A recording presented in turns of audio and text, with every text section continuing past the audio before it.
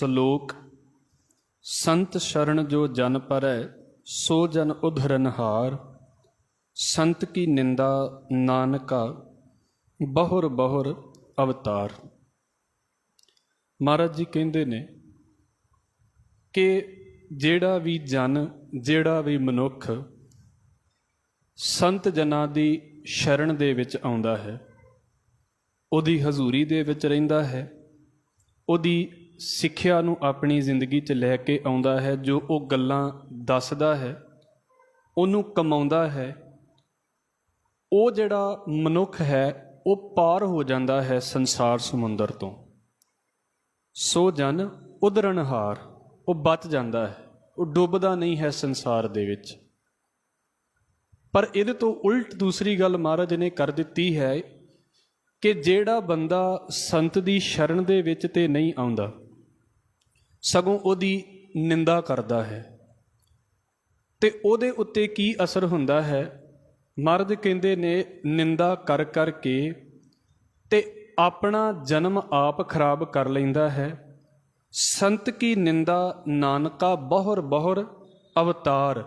ਸੰਤ ਦੀ ਨਿੰਦਾ, ਇਹ ਨਾਨਕ ਇਸ ਤਰ੍ਹਾਂ ਦੀ ਗੱਲ ਹੈ ਜਿੱਦਾਂ ਕਿਸੇ ਬੰਦੇ ਦਾ ਵਾਰ-ਵਾਰ ਜਨਮ ਲੈਣ ਨੂੰ ਜੀ ਕਰਦਾ ਹੋਵੇ, ਮਤਲਬ ਕਿ ਜਨਮ ਮਰਨ ਦੇ ਗੇੜ ਦੇ ਵਿੱਚ ਪਿਆ ਹੋਵੇ, ਜ਼ਿੰਦਗੀ ਦਾ ਕੋਈ ਮਨੋਰਥ ਹਾਸਲ ਨਹੀਂ ਕੀਤਾ ਉਹਨੇ, ਬਸ ਆਇਆ ਜ਼ਿੰਦਗੀ ਗਵਾ ਲਈ, ਆਇਆ ਜ਼ਿੰਦਗੀ ਗਵਾ ਲਈ।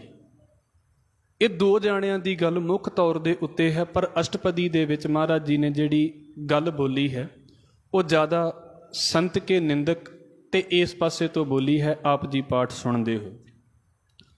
ਸੰਖੇਪ ਜਿਹੀ ਬੇਨਤੀ ਕਰਦੇ ਵਾਂ, ਜਿੱਦਾਂ ਅਸੀਂ ਪਿੱਛੇ ਸਾਧ ਵਾਲੀ ਅਸ਼ਟਪਦੀ ਪੜ੍ਹ ਕੇ ਆਏ ਸੀ, ਬ੍ਰਹਮ ਗਿਆਨੀ ਵਾਲੀ ਅਸ਼ਟਪਦੀ ਪੜ੍ਹ ਕੇ ਆਏ ਹਾਂ, ਇੱਦਾਂ ਸੰਤ ਦੀ ਅਸ਼ਟਪਦੀ ਹੈ ਇਹ ਸਾਰੀ।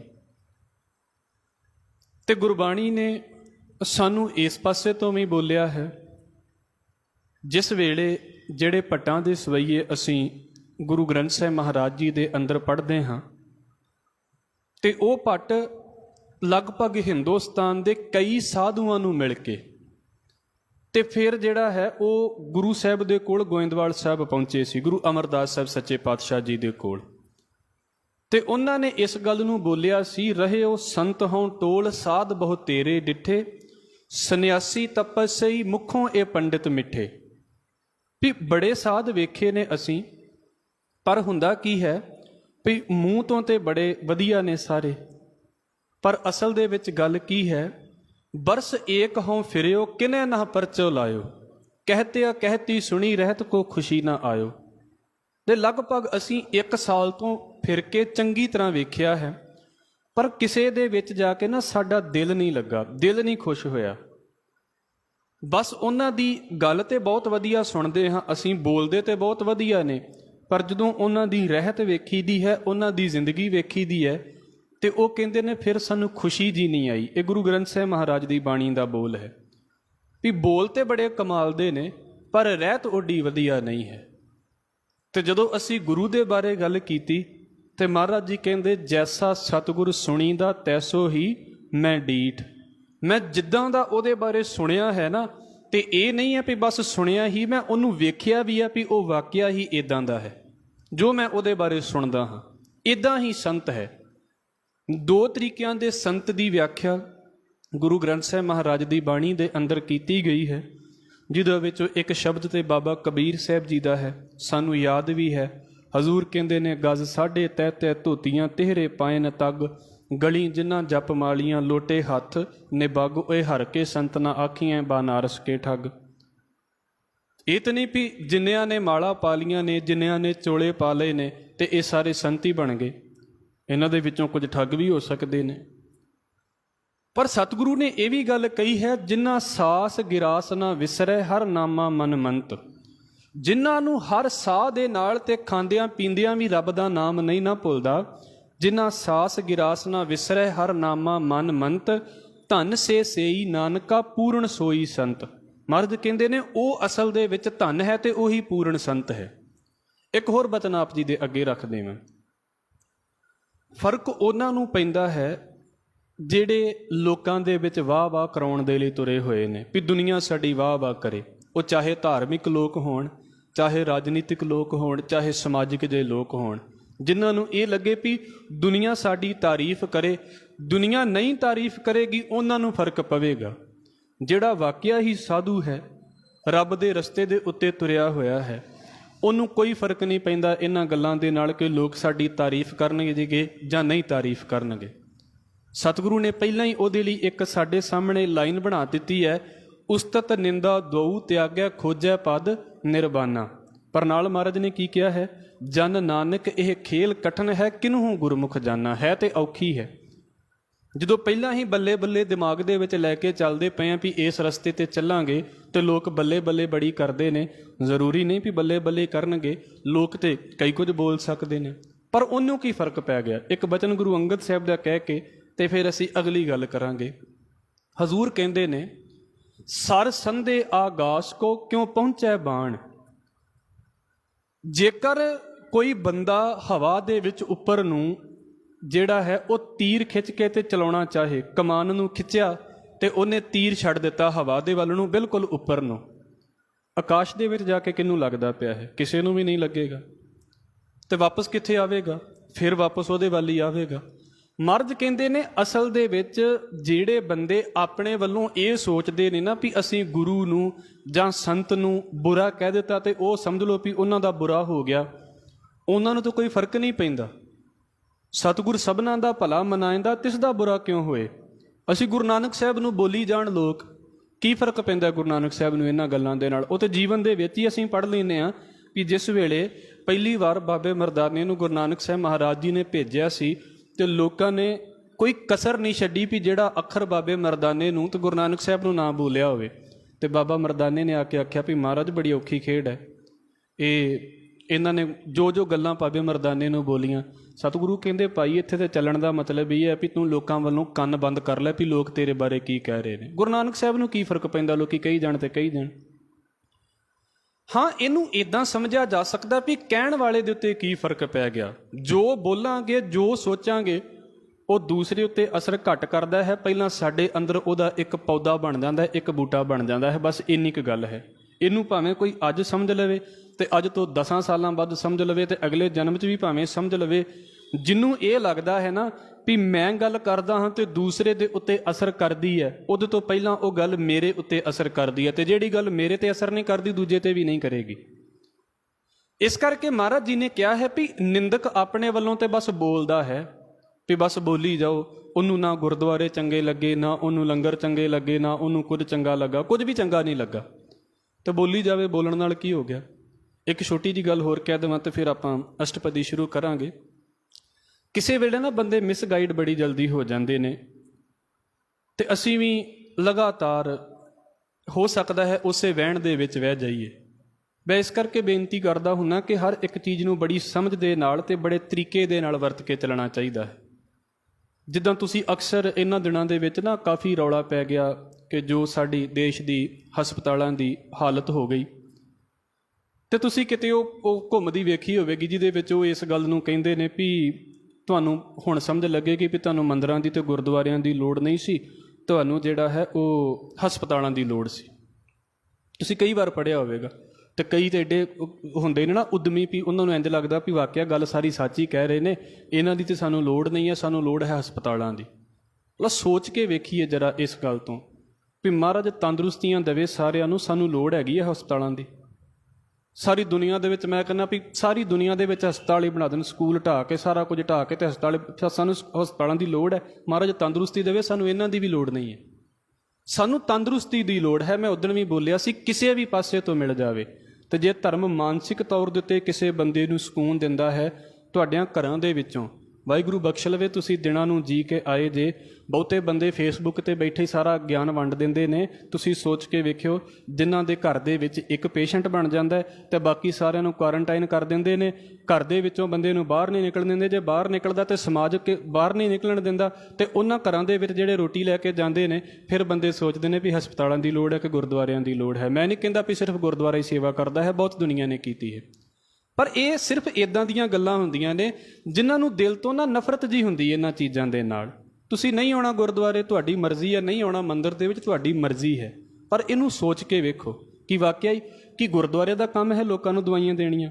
ਜੇ ਇੱਕ ਪਾਸੇ ਤੋਂ ਸੋਚ ਕੇ ਵੇਖੀਏ ਤੇ ਮਹਾਰਾਜ ਨੇ ਦਵਾਖਾਨੇ ਸਪੈਸ਼ਲ ਵੱਖਰੇ ਖੋਲ੍ਹੇ ਨੇ ਇਸ ਕਰਕੇ। ਗੁਰਦੁਆਰੇ ਵਿੱਚ ਹੌਸਪੀਟਲ ਹੋਣਾ ਚਾਹੀਦਾ ਹੈ, ਇਹ ਪੱਕੀ ਗੱਲ ਹੈ, ਪਰ ਫਿਰ ਵੀ ਇਹ ਕੰਮ ਗੁਰਦੁਆਰੇ ਦਾ ਨਹੀਂ ਹੈ, ਇਹ ਕੰਮ ਸਰਕਾਰ ਦਾ ਹੈ ਜਿਹਦੇ ਕੋਲ ਅਸੀਂ ਟੈਕਸ ਭਰਦੇ ਹਾਂ, ਇਹ ਉਹਦਾ ਕੰਮ ਹੈ। ਇਹ ਤੇ ਐਕਸਟਰਾ ਕੰਮ ਹੈ ਨਾ, ਗੁਰਦੁਆਰਾ ਵਿੱਦਿਆ ਦੇ ਰਿਹਾ ਹੈ, ਐਜੂਕੇਸ਼ਨ ਦੇ ਰਿਹਾ ਹੈ। ਐਜੂਕੇਸ਼ਨ ਦੇਣ ਦਾ ਪਹਿਲਾ ਕੰਮ ਗਵਰਨਮੈਂਟ ਦਾ ਹੈ ਜਿਹਨੂੰ ਅਸੀਂ ਟੈਕਸ ਦਿੰਦੇ ਹਾਂ। ਇਸ ਕਰਕੇ ਦੂਜਿਆਂ ਦੇ ਉੱਤੇ ਬਲੇਮ ਲਾ ਦੇਣਾ ਵੀ ਆਹ ਨਹੀਂ ਚੰਗੇ, ਉਹ ਨਹੀਂ ਚੰਗੇ, ਕੋਈ ਫਰਕ ਨਹੀਂ ਪੈਂਦਾ ਇਹਨਾਂ ਗੱਲਾਂ ਦੇ ਨਾਲ। ਇਹਨੂੰ ਬੜੇ ਵੱਡੇ ਲੈਵਲ ਦੇ ਉੱਤੇ ਜੇਕਰ ਸੋਚਾਂਗੇ ਨਾ, ਉੱਤੋਂ ਬੜਾ ਵਧੀਆ ਲੱਗਦਾ ਹੈ ਵੀ ਜਿੱਦਾਂ ਸਾਡੇ ਲੋਕ ਨਾ ਸਿਰਫ ਇਹੋ ਹੀ ਚਾਹੁੰਦੇ ਨੇ ਵੀ ਮੰਦਰ ਹੀ ਬਣੇ ਜਾਣ। ਕੌਣ ਚਾਹੁੰਦਾ ਹੈ? ਕੋਈ ਨਹੀਂ ਚਾਹ ਰਿਹਾ ਇਹਨਾਂ ਗੱਲਾਂ ਨੂੰ, ਇਹ ਸਿਰਫ ਗੱਲਾਂ ਬਣਾਈਆਂ ਹੋਈਆਂ ਨੇ। ਹੁਣ ਮਹਾਰਾਜ ਕਹਿੰਦੇ ਨੇ ਇਹਨਾਂ ਬੰਦਿਆਂ ਦੀ ਹਾਲਤ ਵੇਖੋ। ਅਸ਼ਟਪਦੀ ਸੰਤ ਕੈ ਦੂਖਨ ਆਰਜਾ ਕਟੈ। ਆਰਜਾ ਕੱਟਣ ਦਾ ਮਤਲਬ ਇਹ ਨਹੀਂ ਹੁੰਦਾ ਵੀ ਉਹਦੀ ਉਮਰ ਛੋਟੀ ਹੋ ਗਈ। ਆਰਜਾ ਕੱਟਣ ਦਾ ਮਤਲਬ ਵੀ ਮੰਨ ਲਓ ਸਾਨੂੰ 24 ਘੰਟੇ ਦਿਨ ਦੇ ਵਿੱਚ ਮਿਲੇ ਤਾਂ ਕਈਆਂ ਨੇ ਸੌਂ ਕੇ 24 ਗਵਾ ਲਏ, ਅਤੇ ਉਹ ਕੀ ਹੋਇਆ? ਜੇ 24 ਦੇ ਵਿੱਚੋਂ 12 ਘੰਟੇ ਵੀ ਸੁੱਤੇ, 16 ਘੰਟੇ ਵੀ ਸੁੱਤੇ, ਅਤੇ ਬਾਕੀ ਟਾਈਮ ਉਹਨਾਂ ਦਾ ਮਾਈਨਸ ਹੋ ਗਿਆ। ਦਿਨ ਤੇ ਕੱਟਣਾ ਹੀ ਕੱਟਣਾ ਸੀ। ਆਰਜਾ ਕੱਟਣ ਦਾ ਮਤਲਬ ਇਹ ਹੈ ਕਿ ਭਾਈ ਜਿਹੜਾ ਬੰਦਾ ਸੰਤ ਦੀ ਨਿੰਦਾ ਕਰਦਾ ਹੈ, ਜ਼ਿੰਦਗੀ ਵਿਅਰਥ ਗਵਾਉਂਦਾ ਹੈ ਆਪਣੀ। ਬੋਲੀ ਜਾਣ ਗੁਰੂ ਅਰਜਨ ਸਾਹਿਬ ਮਹਾਰਾਜ ਨੂੰ, ਬੋਲੀ ਜਾਣ ਗੁਰੂ ਨਾਨਕ ਨੂੰ, ਕੀ ਫਰਕ ਪੈਂਦਾ ਹੈ? ਆਪਣੀ ਜ਼ਿੰਦਗੀ ਵਿਅਰਥ ਕਰਦੇ ਪਏ ਨੇ। ਹਜ਼ੂਰ ਕਹਿੰਦੇ ਸੰਤ ਕੈ ਦੂਖਨ ਜਮ ਤੇ ਨਹੀਂ ਛੁੱਟੈ। ਫਿਰ ਜਿਹੜੇ ਬੰਦੇ ਸੰਤ ਦੀ ਨਿੰਦਾ ਵਾਲੇ ਪਾਸੇ ਲੱਗ ਜਾਂਦੇ ਨੇ, ਭਾਵ ਕਿ ਸੰਤ ਦੀ ਨਿੰਦਿਆ ਕਰਨ ਦੇ ਨਾਲ ਹਜ਼ੂਰ ਕਹਿੰਦੇ ਨੇ ਜਮਾਂ ਤੋਂ ਨਹੀਂ ਬਚ ਸਕਦਾ ਬੰਦਾ। ਭਾਵ ਕੀ ਹੈ? ਮੌਤ ਦੇ ਗੇੜ ਦੇ ਵਿੱਚ ਫਸਿਆ ਰਹੇਗਾ, ਡਰਿਆ ਰਹੇਗਾ ਹਰ ਵੇਲੇ ਉਸ ਪਾਸੇ ਤੋਂ। ਸੰਤ ਕੈ ਦੂਖਨ ਸੁਖ ਸਭ ਜਾਏ। ਸੰਤ ਦੀ ਦੂਸ਼ਣ ਕਰਨ ਦੇ ਨਾਲ, ਉਹਦੀ ਨਿੰਦਾ ਕਰਨ ਦੇ ਨਾਲ ਆਤਮਿਕ ਸੁੱਖ ਸਾਰੇ ਤਬਾਹ ਹੋ ਜਾਂਦੇ ਨੇ। ਵਾਹਿਗੁਰੂ ਬਖਸ਼ ਲਵੇ। ਇੰਨਾ ਰੁੱਖਾ ਬੋਲਦੇ ਨੇ, ਅਸੀਂ ਅੱਗੇ ਜਾ ਕੇ ਗੱਲ ਕਰਾਂਗੇ। ਬੰਦਿਆਂ ਨੂੰ ਇੰਝ ਲੱਗਦਾ ਵੀ ਬੜੇ ਸੌਖੇ ਹਾਂ ਅਸੀਂ, ਕਿਸੇ ਨੂੰ ਬੋਲਦੇ ਹਾਂ ਤੇ ਅੰਦਰੋਂ ਸਾਰਾ ਕੁਝ ਖਾਲੀ ਕਰਵਾ ਲੈਂਦੇ ਨੇ। ਔਰ ਮੈਂ ਵਾਹਿਗੁਰੂ ਬਖਸ਼ ਲਵੇ, ਮੈਂ ਫਿਰ ਇਸ ਗੱਲ ਨੂੰ ਕਹਿੰਦਾ ਹਾਂ, ਜਿੱਥੇ ਸੱਚ ਹੈ ਉੱਥੇ ਸੱਚ ਬੋਲਣਾ ਹੀ ਹੈ। ਪਰ ਇੱਕ ਗੱਲ ਕਿਤੇ ਇਹੋ ਜਿਹੇ ਬੰਦੇ ਨੂੰ ਕਰ ਦਿੱਤੀ ਵੀ ਰੱਬ ਦਾ ਪਿਆਰਾ ਸੀ, ਜ਼ਿੰਦਗੀ 'ਚ ਕੁਝ ਪੱਲੇ ਨਹੀਂ ਰਹਿ ਗਿਆ, ਛਾਲਾਂ ਜਿੰਨੀਆਂ ਮਰਜ਼ੀ ਮਾਰਦੇ ਫਿਰਨ, ਅੰਦਰੋਂ ਖਾਲੀ ਹੋ ਗਏ। ਸਿਰਫ ਇੱਕ ਬੋਲ ਬੋਲਿਆ, ਸਿਰਫ ਇੱਕ ਬੋਲ ਦਿੱਤਾ ਕਿਤੇ ਉਹਨੇ ਵੀ ਮੌਜ ਦੇ ਵਿੱਚ ਆਏ ਨੇ, ਬਸ ਅੱਗੋਂ ਕਹਿ ਦਿੱਤਾ ਵੀ ਜਾ ਤੈਨੂੰ ਬਖਸ਼ ਲਿਆ ਬਸ। ਇਹ ਜਦੋਂ ਅਸੀਂ ਆਤਮਿਕ ਲੈਵਲ ਨੂੰ, ਆਪਣੀ ਜ਼ਿੰਦਗੀ ਨੂੰ ਵੇਖਾਂਗੇ ਨਾ, ਤੇ ਐਵੇਂ ਨਹੀਂ ਸਾਡੇ ਲੋਕਾਂ ਦੇ ਮਨਾਂ ਵਿੱਚ ਵਹਿਮ ਹੁੰਦਾ ਵੀ ਸਾਧਾਂ ਨੂੰ ਜਾਂ ਇਹਨਾਂ ਨੂੰ ਬੁਰਾ ਨਹੀਂ ਬੋਲਣਾ ਚਾਹੀਦਾ। ਉਹਦਾ ਕਾਰਨ ਹੈ ਜ਼ਿੰਦਗੀਆਂ ਬਰਬਾਦ ਹੋ ਕੇ ਰਹਿ ਜਾਂਦੀਆਂ ਨੇ। ਇਹ ਨਹੀਂ ਵੀ ਸ਼ਰਾਪ ਦਿੰਦੇ ਨੇ, ਸ਼ਰਾਪ ਲੰਘਦੇ ਹੀ ਨਹੀਂ। ਮਾਰ ਭਾਈ ਗੁਰਦਾਸ ਸਾਹਿਬ ਕਹਿੰਦੇ ਪਾਰ ਪਏ ਲੰਘ ਵਰੈ ਸ਼ਰਾਪ ਹੈ। ਸ਼ਰਾਪ ਤੋਂ ਤਾਂ ਕਿਤੇ ਉੱਤੇ ਚੱਲਦੇ ਪਏ ਨੇ। ਪਰ ਉਹਨਾਂ ਬੰਦਿਆਂ ਦੀ ਨਿੰਦਾ ਕੀਤਿਆਂ ਸਤਿਗੁਰੂ ਕਹਿੰਦੇ ਨੇ ਭਾਈ ਆਪਣੇ ਸੁੱਖ ਬੰਦਾ ਗਵਾ ਲੈਂਦਾ ਹੈ, ਆਪਣਾ ਚੈਨ ਗਵਾ ਲੈਂਦਾ ਹੈ। ਸੰਤ ਕੈ ਦੂਖਨ ਨਰਕ ਮਹਿ ਪਾਏ। ਸੰਤ ਦੀ ਨਿੰਦਿਆ ਕਰਨ ਦੇ ਨਾਲ ਸਮਝ ਲਓ ਵੀ ਬੰਦਾ ਨਰਕ ਵਾਲੀ ਜ਼ਿੰਦਗੀ ਬਤੀਤ ਕਰਦਾ ਪਿਆ ਹੈ, ਨਰਕ ਦੇ ਵਿੱਚ ਪਿਆ ਰਹਿੰਦਾ ਹੈ। ਸੰਤ ਕੈ ਦੂਖਨ ਮਤ ਹੋਏ ਮਲੀਨ। ਸੰਤ ਦੀ ਨਿੰਦਿਆ ਕਰਨ ਦੇ ਨਾਲ ਮਤ ਹਰ ਵੇਲੇ ਮੈਲੀ ਬਣੀ ਰਹਿੰਦੀ ਹੈ, ਹਰ ਵੇਲੇ ਮੈਲੀ ਬਣੀ ਰਹਿੰਦੀ ਹੈ। ਸੰਤ ਦੀ ਨਿੰਦਿਆ ਹੋਵੇਗੀ ਕਿਉਂ? ਕਿਉਂਕਿ ਉਹਨੇ ਕਹਿਣਾ ਵੀ ਸਹੀ ਕੰਮ ਕਰੋ। ਹੁਣ ਜਿਹਦਾ ਨਹੀਂ ਜੀ ਕਰਦਾ ਤੇ ਉਹਨੇ ਆਪਣੇ ਆਪ ਹੀ ਸੰਤ ਨੂੰ ਵੀ ਮਾੜਾ ਕਹੀ ਜਾਣਾ, ਤੇ ਫਿਰ ਇਹਦਾ ਮਤਲਬ ਕੀ ਹੋ ਗਿਆ ਵੀ ਉਹਦੀ ਮਤ ਹੋਰ ਮਲੀਨ ਹੋਵੇਗੀ, ਉਹਨੇ ਉਸ ਪਾਸੇ ਤੋਂ ਕੰਨ ਹੀ ਬੰਦ ਕੀਤੇ ਨੇ। ਸੰਤ ਕੈ ਦੂਖਨ ਸੋਭਾ ਤੇ ਹੀਨ। ਹਜ਼ੂਰ ਕਹਿੰਦੇ ਨੇ ਭਾਈ ਸੰਤ ਦੀ ਨਿੰਦਿਆ ਕਰਨ ਵਾਲਾ ਬੰਦਾ ਸੰਸਾਰ ਦੇ ਵਿੱਚ ਵਡਿਆਈ ਨਹੀਂ ਪਾ ਸਕਦਾ। ਫਿਰ ਅਗਲੇ ਬਚਨ, ਸੰਤ ਕੇ ਹੱਤੇ ਕੋ ਰੱਖੈ ਨਾ ਕੋਏ। ਮਹਾਰਾਜ ਜੀ ਦੇ ਬੋਲਾਂ ਨੂੰ ਥੋੜ੍ਹਾ ਜਿਹਾ ਸਮਝ ਲੈਣਾ। ਹਜ਼ੂਰ ਕਹਿੰਦੇ ਜਿਹਨੂੰ ਸੰਤ ਨੇ ਮਾਰ ਦਿੱਤਾ ਹੈ ਨਾ, ਮਾਰਨ ਦਾ ਮਤਲਬ ਇਹ ਨਹੀਂ ਹੁੰਦਾ ਵੀ ਉਹਨੂੰ ਕਤਲ ਹੀ ਕਰ ਦਿੱਤਾ। ਮਾਰਨ ਦਾ ਮਤਲਬ ਇਹ ਹੁੰਦਾ ਵੀ ਜਾ ਮੌਜਾਂ ਲੈ, ਛੱਡਤਾ ਤੈਨੂੰ ਬਸ। ਸਤਿਗੁਰੂ ਕਹਿੰਦੇ ਰੱਖੈ ਨਾ ਕੋਏ, ਉਹਨੂੰ ਕੋਈ ਵੀ ਨਹੀਂ ਜੇ ਰੱਖ ਸਕਦਾ। ਇੱਕ ਬਚਨ ਹੈ ਆਪ ਜੀ ਦੇ, ਜੋ ਮਾਰੇ ਪੂਰੇ ਸਤਿਗੁਰੂ ਸੇਈ ਹੁਣ ਸਤਿਗੁਰ ਮਾਰੇ। ਜੇ ਮਿਲਣ ਨੂੰ ਬਹੁ ਤੇਰਾ ਲੋਚੀਐ ਨਾ ਦੇਈ ਮਿਲਣ ਕਰਤਾਰੇ। ਇਹ ਧਾਰਮਿਕ ਜ਼ਿੰਦਗੀ ਦੀਆਂ ਕੁਝ ਗੱਲਾਂ ਨੇ। ਬਸ ਇੱਦਾਂ ਹੀ ਹੋ ਜਾਂਦਾ ਹੈ ਵੀ ਸੰਤ ਨੇ ਕਹਿ ਦਿੱਤਾ ਵੀ ਜਾ ਤੇਰੇ ਨਾਲੋਂ ਸੰਬੰਧ ਖਤਮ। ਤੁਸੀਂ ਵੇਖਿਆ ਹੋਵੇਗਾ, ਆਪਾਂ ਇਤਿਹਾਸ ਦੇ ਵਿੱਚੋਂ ਇੱਕ ਗੱਲ ਪੜ੍ਹਦੇ ਹਾਂ, ਗੁਰੂ ਹਰਿਰਾਏ ਸਾਹਿਬ ਮਹਾਰਾਜ ਨੇ ਜਿਸ ਵੇਲੇ ਬਾਬਾ ਰਾਮ ਰਾਏ ਜੀ ਨੂੰ ਭੇਜਿਆ ਸੀ ਨਾ, ਤੇ ਇਹੋ ਹੀ ਸੋਚ ਕੇ ਭੇਜਿਆ ਸੀ ਵੀ ਬਾਬਾ ਰਾਮ ਰਾਏ ਜਿਹੜਾ ਹੈ ਉਹ ਕੋਈ ਛੋਟੀ ਮੋਟੀ ਹਸਤੀ ਨਹੀਂ ਸੀ। ਚੰਗੀ ਤਰ੍ਹਾਂ ਪੜ੍ਹਿਆ ਲਿਖਿਆ ਮਹਾਰਾਜ ਜੀ ਦੇ ਘਰ ਦੇ ਵਿੱਚ ਬੱਚਾ ਸੀ ਬਾਬਾ ਰਾਮ ਰਾਏ, ਗੁਰੂ ਹਰਿਰਾਏ ਸਾਹਿਬ ਤੋਂ ਵੱਡੇ ਸੀ। ਵਾਹਿਗੁਰੂ ਗੁਰੂ ਹਰਕ੍ਰਿਸ਼ਨ ਸਾਹਿਬ ਤੋਂ ਵੱਡੇ ਸੀ, ਬੜੇ ਪੜ੍ਹੇ ਲਿਖੇ ਸੀ, ਪਰ ਗੁਰੂ ਸਾਹਿਬ ਨੇ ਜਦੋਂ ਭੇਜਿਆ ਤੇ ਉੱਥੇ ਜੋ ਹਾਲਾਤ ਵਾਪਰੇ ਦਿੱਲੀ ਦੇ ਵਿੱਚ ਤੁਹਾਡੇ ਸਾਹਮਣੇ ਹੈ। ਜਦੋਂ ਵਾਪਸ ਆਏ ਤੇ ਮਹਾਰਾਜ ਨੇ ਕੀ ਕਿਹਾ, ਬਸ ਵੀ ਜਿੱਧਰ ਨੂੰ ਤੇਰਾ ਮੂੰਹ ਹੈ ਤੂੰ ਉੱਧਰ ਨੂੰ ਜਾ ਸਕਦਾ। ਹੋਰ ਮਹਾਰਾਜ ਨੇ ਕੀ ਕਹਿ ਦਿੱਤਾ? ਤੇ ਜੇ ਪੱਲੇ ਕੁਝ ਰਹਿ ਗਿਆ ਹੋਵੇ ਤੇ ਫਿਰ ਸੋਚ ਕੇ ਵੇਖਿਓ ਵੀ ਕੀ ਰਹਿ ਗਿਆ ਜ਼ਿੰਦਗੀ ਦੇ ਵਿੱਚ। ਉਹੀ ਬਾਬਾ ਰਾਮ ਰਾਏ ਗੁਰੂ ਗੋਬਿੰਦ ਸਿੰਘ ਮਹਾਰਾਜ ਨੂੰ ਆ ਕੇ ਮਿਲਦੇ ਨੇ ਵੀ ਨਹੀਂ ਸੱਚੇ ਪਾਤਸ਼ਾਹ, ਗੱਲ ਨਹੀਂ ਬਣਦੀ ਜ਼ਿੰਦਗੀ ਦੇ ਵਿੱਚ।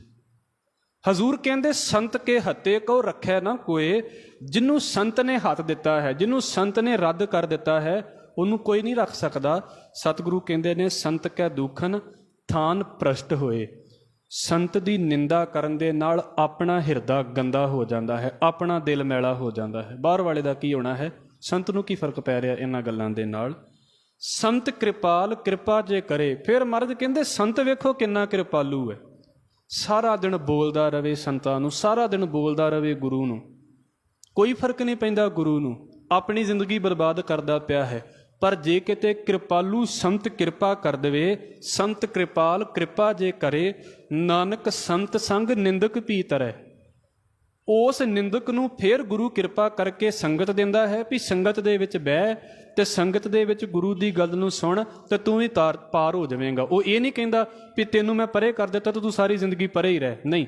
ਉਹ ਫਿਰ ਉਸ ਬੰਦੇ ਨੂੰ ਵੀ ਸੰਗਤ ਦੇ ਵਿੱਚ ਮਿਲਾ ਦਿੰਦਾ ਹੈ ਵੀ ਪਹਿਲਾਂ ਸੰਗਤ ਦੇ ਵਿੱਚ ਬਹਿ, ਤੇਰੇ ਅੰਦਰੋਂ ਉਹ ਗੁਣ ਦੂਰ ਹੋਣ, ਔਗਣ ਦੂਰ ਹੋਣ, ਤੇ ਫਿਰ ਤੈਨੂੰ ਪਤਾ ਲੱਗੇ ਵੀ ਭਗਤ ਦੇ ਨੇੜੇ ਤੇ ਸੰਤ ਦੇ ਨੇੜੇ ਕਿੱਦਾਂ ਬਹਿਣਾ ਹੁੰਦਾ ਹੈ। ਇਹ ਵੀ ਆਪ ਜੀ ਦੇ ਅੱਗੇ ਰੱਖ ਦੇਵਾਂ। ਉਹਦਾ ਵੈਰ ਨਹੀਂ ਹੈ ਕਿਸੇ ਦੇ ਨਾਲ। ਅਸੀਂ ਅੱਗੇ ਬਚਨ ਪੜ੍ਹਾਂਗੇ। ਇਹ ਖਾਸ ਕਰਕੇ ਨਿੰਦਕ ਦੀ ਗੱਲ ਹੋ ਗਈ। ਹਜ਼ੂਰ ਕਹਿੰਦੇ ਨੇ ਸੰਤ ਕੇ ਦੁੱਖਨ ਤੇ ਮੁਖ ਭਵੈ। ਮੂੰਹ ਭੌਂ ਜਾਂਦਾ ਹੈ, ਮੂੰਹ ਮੁੜ ਜਾਂਦਾ ਹੈ। ਮੂੰਹ ਮੁੜਨ ਦਾ ਮਤਲਬ ਵੈਸੇ ਤੇ ਇੱਦਾਂ ਹੁੰਦਾ ਵੀ ਜਿੱਦਾਂ ਕੋਈ ਬਿਮਾਰੀ ਹੋ ਜਾਵੇ ਨਾ ਤੇ ਕਈਆਂ ਦੇ ਜਿਹੜੇ ਨੇ ਨਾ ਉਹ ਚਿਹਰੇ ਵਿੰਗੇ ਹੋ ਜਾਂਦੇ ਨੇ। ਉਹ ਮਹਾਰਾਜ ਨੇ ਇੱਕ ਮੁਹਾਵਰਾ ਵਰਤਿਆ ਹੈ ਉਸ ਪਾਸੇ ਤੋਂ, ਜਿੱਦਾਂ ਉਹ ਸਹੀ ਤਰੀਕੇ ਨਾਲ ਗੱਲ ਨਹੀਂ ਨਾ ਕਰ ਸਕਦਾ। ਮਹਾਰਾਜ ਤੰਦਰੁਸਤੀ ਦੇਵੇ ਸਾਰਿਆਂ ਨੂੰ। ਅਸੀਂ ਵੇਖਿਆ ਹੋਵੇਗਾ ਵੀ ਉਹ ਗੱਲ ਨਹੀਂ ਸਹੀ ਤਰੀਕੇ ਨਾਲ ਹੁੰਦੀ ਕਿਉਂਕਿ ਮੂੰਹ ਨਹੀਂ ਜੁੜਦਾ ਉਹਦਾ। ਸਤਿਗੁਰੂ ਕਹਿੰਦੇ ਨੇ ਜਿਹੜਾ ਬੰਦਾ ਸੰਤ ਦੀ ਨਿੰਦਾ ਕਰਦਾ ਹੈ ਨਾ, ਸਮਝ ਲਓ ਉਹਦਾ ਮੂੰਹ ਵਿੰਗਾ ਹੋ ਜਾਂਦਾ ਹੈ। ਉਹਦੇ ਮੂੰਹ 'ਚੋਂ ਸਿੱਧੀ ਗੱਲ ਹੀ ਨਹੀਂ ਕਦੀ ਨਿਕਲ ਸਕਦੀ, ਚੰਗੀ ਗੱਲ ਹੀ ਨਹੀਂ ਨਿਕਲ ਸਕਦੀ। ਤੇ ਮੈਂ ਵਾਰ-ਵਾਰ ਕਹਿ ਰਿਹਾ ਹਾਂ, ਇੱਥੇ ਉਸ ਸੰਤ ਦੀ ਗੱਲ ਕੀਤੀ ਜਾ ਰਹੀ ਹੈ ਜਿਹੜਾ ਵਾਕਿਆ ਹੀ ਸੰਤ ਹੈ। ਤੇ ਜਿਨ੍ਹਾਂ ਨੇ ਸਵਾਦ ਲੈ ਕੇ ਵੇਖਿਆ ਹੈ ਉਹਨਾਂ ਨੂੰ ਤਾਂ ਫਿਰ ਮਹਾਰਾਜ ਨੇ ਕਿਰਪਾ ਕਰ ਹੀ ਦਿੱਤੀ ਹੈ। ਸਤਿਗੁਰੂ ਗੁਰੂ ਗੋਬਿੰਦ ਸਿੰਘ ਮਹਾਰਾਜ ਜੀ ਦੀ ਮੌਤ ਲੈ ਕੇ ਵੇਖੀ ਹੈ, ਔਰੰਗਜ਼ੇਬ ਨੇ ਲੱਭਿਆ ਵੀ ਨਹੀਂ ਲੱਭਦੇ ਅੱਜ ਕੱਲ੍ਹ। ਕਿੱਥੇ ਨੇ? ਵਕਤ ਦੇ ਬਾਦਸ਼ਾਹ ਰਹੇ ਨੇ, ਬਸ ਖੇਡਦੇ ਨੇ ਬਾਦਸ਼ਾਹ। ਤੇ ਇੱਦਾਂ ਦੀ ਗੱਲ ਹੈ ਵੀ ਮਹਾਰਾਜ ਨੇ ਇਤਿਹਾਸੇ ਖੇਡੇ 'ਚ ਗੱਲ ਕਰ ਦਿੱਤੀ ਹੈ, ਜ਼ਿੰਦਗੀ ਦੇ ਪਾਸੇ ਹੀ ਪਲਟ ਕੇ ਰੱਖ ਦਿੱਤੇ ਨੇ। ਆਪਾਂ ਇੱਕ ਗੱਲ ਪੜ੍ਹਦੇ ਹਾਂ ਇਤਿਹਾਸ ਦੇ ਵਿੱਚੋਂ, ਚਲੋ ਫਿਰ ਆਪਾਂ ਅਗਲੀ ਗੱਲ ਵਿਆਖਿਆ ਦੇ ਵਿੱਚ ਕਰਾਂਗੇ। ਜਿਸ ਵੇਲੇ ਚਮਕੌਰ ਸਾਹਿਬ ਦੀ ਤੇ ਫਤਿਹਗੜ੍ਹ ਸਾਹਿਬ ਦੀ ਘਟਨਾ ਹੋ ਚੁੱਕੀ ਸੀ, ਸਾਹਿਬਜ਼ਾਦੇ ਸ਼ਹੀਦ ਹੋ ਚੁੱਕੇ ਸੀ, ਤੇ ਮਹਾਰਾਜ ਜੀ ਨੂੰ ਨਾ ਰਾਏ ਕੱਲਾ ਆ ਕੇ ਤੇ ਖਬਰ ਦਿੰਦਾ।